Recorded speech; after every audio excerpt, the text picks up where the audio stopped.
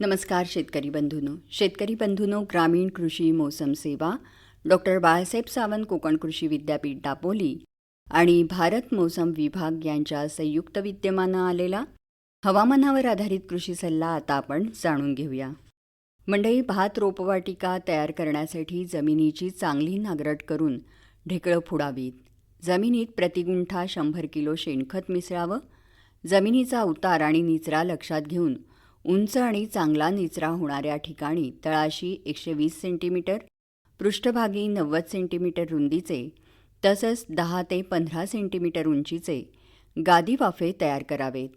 गादी वाफ्याची लांबी जमिनीच्या उतारानुसार ठेवावी. पुरेशी सिंचन सुविधा उपलब्ध असल्यास पाणथळ भागात भातशेती करणाऱ्या शेतकऱ्यांनी गरव्या भात जातींची गादी वाफ्यावर पेरणी सुरू करावी. पेरणी करताना प्रतिगुंठा 1 kilo urea, 3 kilo single super phosphate आणि 850 ग्रॅम म्युरेट ऑफ पोटॅश किंवा 3.330 किलो सुफला म्हणजेच 15-15-15 ही खतं जमिनीत मिसळून द्यावीत. खतांचा बियाण्याशी थेट संपर्क येणार नाही यासाठी खतं जमिनीत चांगली मिसळावीत. पेरणीपूर्वी बियाण्याला थायरम 2.5 ग्रॅम प्रति किलो बियाणं या प्रमाणात बीज प्रक्रिया करावी. बियाण्याची पेरणी गादी वाफ्याच्या रुंदीला समांतर 10 सेंटीमीटर अंतरावर ओळींमध्ये सुमारे 2.5 सेंटीमीटर खोलीवर करून मातीने झाकावी. भात रोपवाटिकेसाठी बारीक दाण्याच्या जातींसाठी प्रतिगुंठा 4 किलो तर जाड दाण्याच्या जातीसाठी 6 किलो आणि संकरित जातींसाठी 2 किलो बियाणं वापरावं.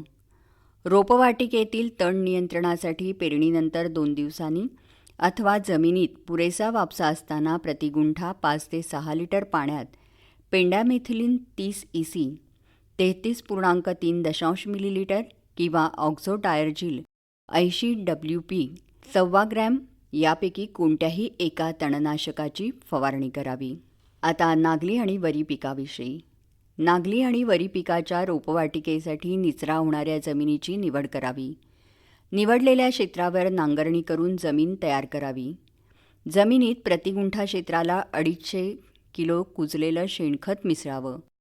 जमिनीचा उतार लक्षात घेऊन उंच निचऱ्याच्या जागी तळाशी 120 सेंटीमीटर आणि पृष्ठभागी 90 सेंटीमीटर रुंदीचे 8 ते 10 सेंटीमीटर उंचीचे उतारानुसार योग्य त्या लांबीचे गादी वाफे तयार करावेत.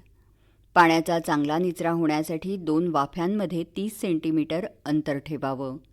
मंडळी, भुईमूग लागवडीसाठी मध्यम ते भारी आणि चांगला निचरा होणारी जमीन निवडावी. जमीन खोल नांगरून भुसभुशीत करावी.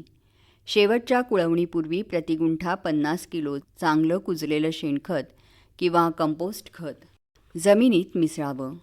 मंडळी, याविषयीच्या अधिक माहितीसाठी आपण नजीकच्या कृषी विद्यापीठाचं केंद्र, कृषी विज्ञान केंद्र किंवा महाराष्ट्र शासनाचे कृषी अधिकारी यांच्याशी संपर्क करावा. बरं तर मंडळी, पुन्हा भेटूया उद्याच्या कृषीवाणीत. तोपर्यंत नमस्कार.